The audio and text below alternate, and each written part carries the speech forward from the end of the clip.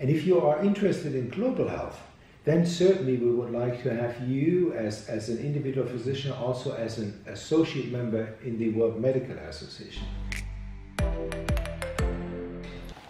Hello everyone, my name is Fahmi, I'm a medical doctor from Indonesia, and we have Dr. Otmar Kloiber.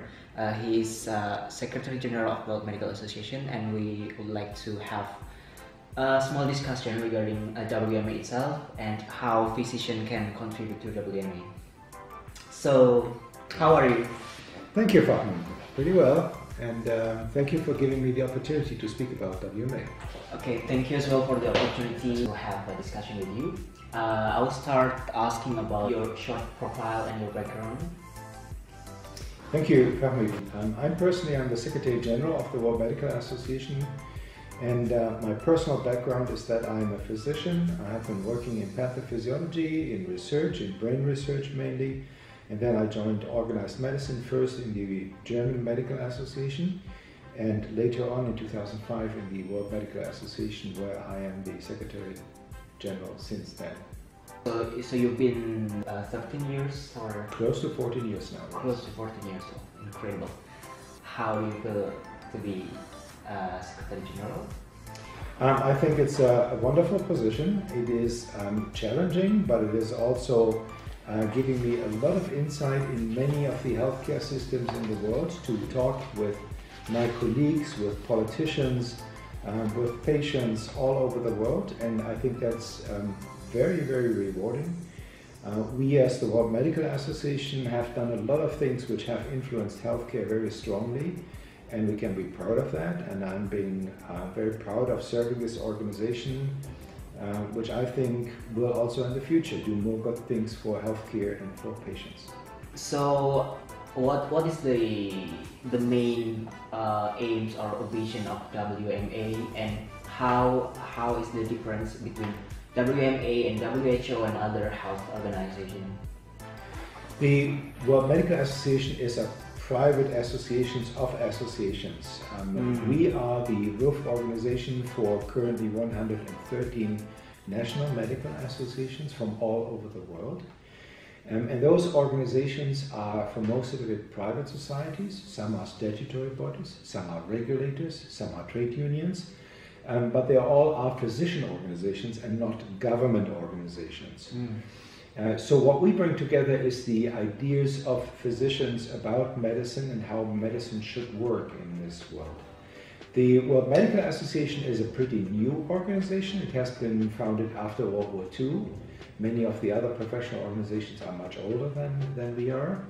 And that has to do with the abuse of medicine, the crimes in medicine in my own country, in Germany, during the Third Reich. So there was the idea that after this World War II, there should be a new start, and the World Medical Association stands for this new start, and also for looking more than they did before as an international group to look into ethics of medicine, the medical deontology, the rules of practice. And that still is the most important thing for World Medical Association nowadays. Nice. So it is more focused on ethics, medical ethics, right? That is correct. Still, at that time, we are looking very much to be the platform for the development of the rules for the practice of the medical ethics or deontology.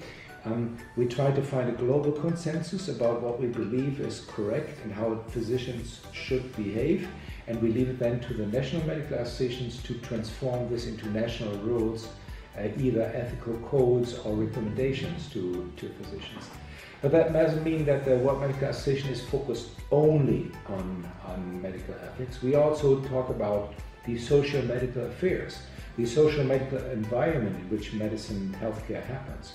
And of course, we're also talking about the social determinants of health, which are the most important factors for the people, and whether they will be healthy, will have a healthy life, or whether they will get sick early. Those are things we discuss as well.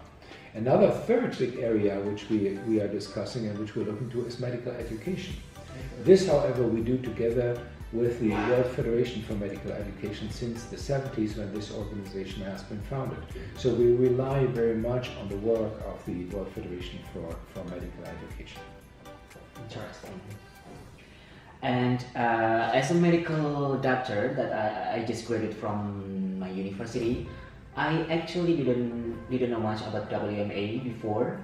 And do you think that every physician should join WMA? And like, how can a physician contribute to WMA? Well, in the first line, I think physicians should be acting with their national medical associations or with their regional medical associations. I think they should be aware of whether or not there is such an organization. And if there is, that's a chance for structuring your own environment of medicine, your own workplace with that organization. Sometimes there are also trade unions, which is another option to engage. And if you are interested in global health, then certainly we would like to have you as an individual physician, also as an associate member in the World Medical Association. But first thing is, look to your national environment. What makes your workplace good, or what are the problems? Those are the things where we ask all doctors to look into and to engage. Got it. So it will be better if we as physicians act locally and nationally before we go internationally, right? Well, at least you should have a look on that. There are some folks who clearly have only a global interest, and everybody is welcome to join the World Medical Association. But caring for patients is always a very local thing, and looking into the chances that we have to do a good job for our patients and for our communities is a local thing. So we need very much the engagement of physicians in their environment, in their clinic, in their community, in their nation.